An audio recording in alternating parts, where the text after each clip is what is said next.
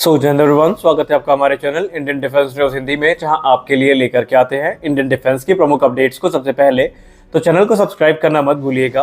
आज की इस वीडियो में हम बात करने वाले हैं advance medium combat aircraft programme के बारे में। जैसे ही सीसीएस अप्रूवल मिला है उसके बाद से अब एमका को लेकर के एक के बाद एक जो बड़ी अपडेट्स है वो हमें देखने को मिलने लगी है। और अब एमका की मेटल कटिंग, जिसका इंतजार हम लोग काफी लंबे समय से कर रहे हैं, इसको लेकर के एक बड़ी अपडेट सामने आई है। हम जानेंगे कि ये मेटल कटिंग होता क्या है, इसके बाद का प्रोसेस क्या है और कैसे एमका का जो प्रोटोटाइप डेवलपमेंट है इसको फास्ट ट्रैक करने के लिए 3-4 बड़ी संस्थाएं एक साथ आ गई हैं और एक एग्रेसिव टाइमलाइन एमका के लिए रखी गई है। लेकिन इस बार खुद एमका के प्रोजेक्ट डायरेक्टर ये कहते हैं कि डिले की कोई संभावना नहीं है। तो आज के इस वीडियो में हम जानेंगे कि एमका को लेकर के आडा की नई रणनीति क्या है, एचएएल क्या कर रही है और कैसे एमका को फास्ट ट्रैक करने के लिए कुछ बड़े कदम है जो कि इस समय Hindustan aeronautics limited, aeronautical development agency और इसके अलावा एनएएल के द्वारा उठाए गए हैं। तो जानते पूरे मामले को डिटेल में, और आज आपको एमका की जो एग्जैक्ट टाइमलाइन है उसका एक सही अंदाजा मिल जाएगा। तो चलिए शुरू करते हैं आज का अपना ये वीडियो। हम सब जानते हैं कि एडवांस मीडियम कॉम्बैट एयरक्राफ्ट हमारे लिए बहुत ज़्यादा महत्वपूर्ण है और इसके लिए ज़रूरी तैयारियां जो हैं ये शुरू की जा रही हैं। हाल ही में हमने देखा कि सीसीएस से जो अप्रूवल मिला है एमका को, उसके बाद जो कार्य है उसमें तेज़ी देखी गई है। और इसी बीच Hindustan aeronautics limited, aeronautical development agency और दूसरी संगत संस्थाओं को लेकर के एक बड़ी रिपोर्ट सामने आई है, जहां पर यह दावा किया जा रहा है कि अगले 6 महीने के अंदर एडवांस मीडियम कॉम्बैट एयरक्राफ्ट के पहले प्रोटोटाइप के लिए जो मेटल कटिंग एक्सरसाइज है इसकी शुरुआत होगी और एमका के पहले प्रोटोटाइप का जो निर्माण है ये किया जाएगा। जेन्स की रिपोर्ट की बात माने तो सीसीएस के अप्रूवल मिलने के बाद चीज़ें काफ़ी रफ्तार के साथ आगे बढ़ रही हैं और बहुत सारे क्रूशल जो टेंडर्स हैं ये साइन किए गए हैं। बहुत सारी टेक्नोलॉजीज़ हैं जो इस्तेमाल की जानी है वो ऑलरेडी विकसित की जा चुकी हैं।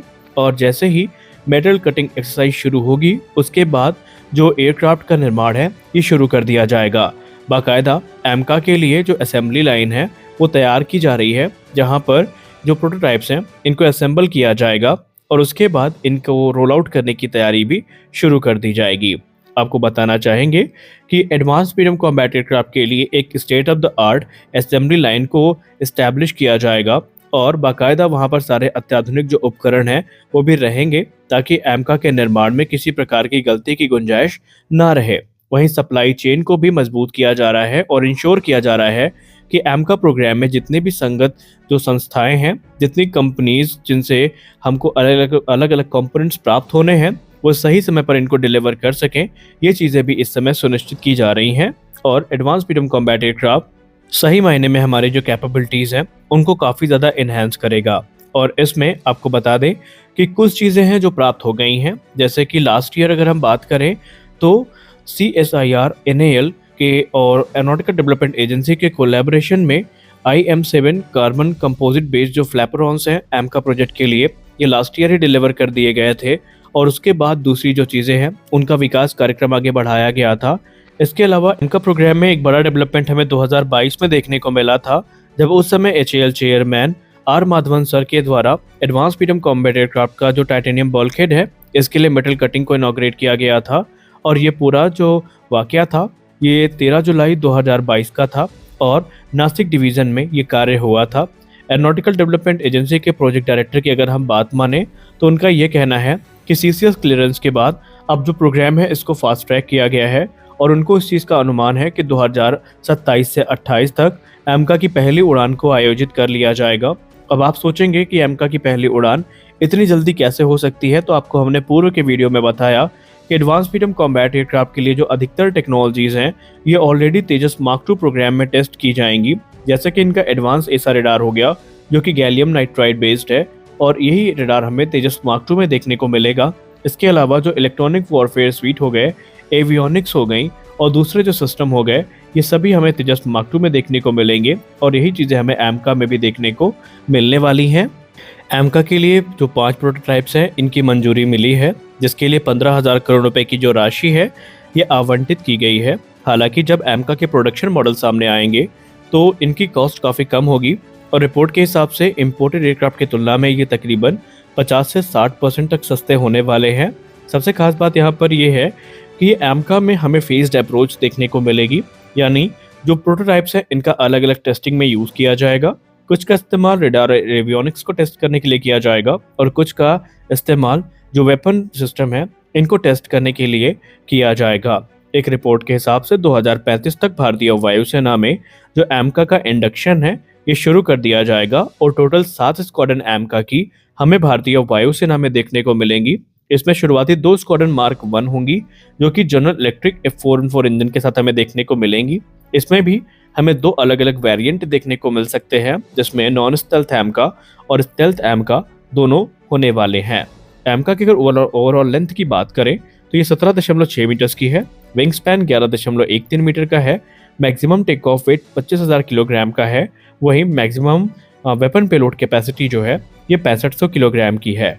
नॉन स्टेल्थ एमका में हमें 14 हार्ड पॉइंट्स देखने को मिलेंगे जहां पर ये 6500 किलोग्राम तक के जो वेपन पेलोड है इनको कैरी करने में सक्षम होगा, जबकि एमका का जो स्टेल्थ मोड होगा उसमें एक इंटरनल वेपन बे देखने को मिलेगी जहां पर हमें टोटल 1500 किलोग्राम तक के जो वेपन पेलोड कैपेसिटी है वो देखने को मिलने वाली है, या यूँ कह लें ये 4 मिसाइल्स को एक साथ अपने साथ कैरी करने में सक्षम होगा। इसके अलावा इसमें आपको अस्त्र जैसी BVR मिसाइल्स देखने को मिलेंगी और शॉट जैसे घातक जो वेपन सिस्टम है ये देखने को मिलेंगे। एक एमका अपने साथ 4 अस्त्र मिसाइल को या फिर 8 शॉ वेपन को या फिर 4 प्रेसिजन गन एम्यूनेशन को या जैसे उसमें जेडैम हो गए या तारा हो गया उनको अपने इंटरनल वेपन बे में कैरी करने में सक्षम होगा। और नॉन स्टेल्थ मोड में तो ये लगभग सभी प्रकार के जो वेपन सिस्टम है उनको कैरी कर सकेगा। एमका की जो फ्यूल कैपेसिटी है ये 6500 किलोग्राम की है और तेजस की तुलना में ये तकरीबन 2.5 गुना ज़्यादा है।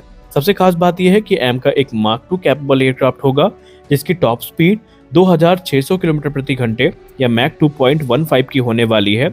इसकी जो कॉम्बैट रेंज है ये 1620 किलोमीटर की होगी, वहीं इसकी जो सर्विस सीलिंग है ये हमें 20 किलोमीटर की देखने को मिलने वाली है। स्टेल्थ की बात करें तो इसके जो रडार सिग्नेचर हैं उनको कम करने के लिए इसमें अलग अलग फीचर्स का इस्तेमाल किया जाएगा, जैसे सर्पेंटाइन एयर इनटेक हो गए जो कि इसके IF सिग्नेचर को रिड्यूस करेंगे, इंटरनल वेपन बेस हो गई। इसके अलावा इसमें हैवी रेडार अब्जॉर्बेंट मटेरियल्स का इस्तेमाल किया जाएगा जिससे कि इसकी कैरेक्टरिस्टिक जो कि स्टेल्थ की है ये काफ़ी इंप्रूव हो सकेगी। इसके अलावा एमका में हमें infrared search and track system देखने को मिलने वाला है, गैलियम नाइट्राइड बेस उत्तम एसा रेडार देखने को मिलने वाला है और जो IRST इसमें इस्तेमाल किया जाएगा ये एक पैसिव सेंसर होगा जो कि 100 किलोमीटर तक के जो टारगेट है इनको पैसिव मोड में ट्रैक करने में सक्षम होगा। और इसके अलावा इसमें लेजर डेजिग्नेशन पॉड देखने को मिलेंगे, identification friend and four system देखने को मिलेगा। इसके अलावा इसमें इलेक्ट्रॉनिक पायलट जैसे जो फीचर्स हैं वो हमें देखने को मिलने वाले हैं। कुल मिलाकर के ये एयरक्राफ्ट एक बहुत ही कैपेबल फाइटर होने वाला है। रोल आउट की बात करें तो 2025 से 26 तक ऐसा माना जा रहा है कि इसका रोल आउट संभावित है। तो आज के इस वीडियो में बस इतना ही, मिलते हैं अगले वीडियो में कुछ और अपडेट्स के साथ, तब तक के लिए जय हिंद।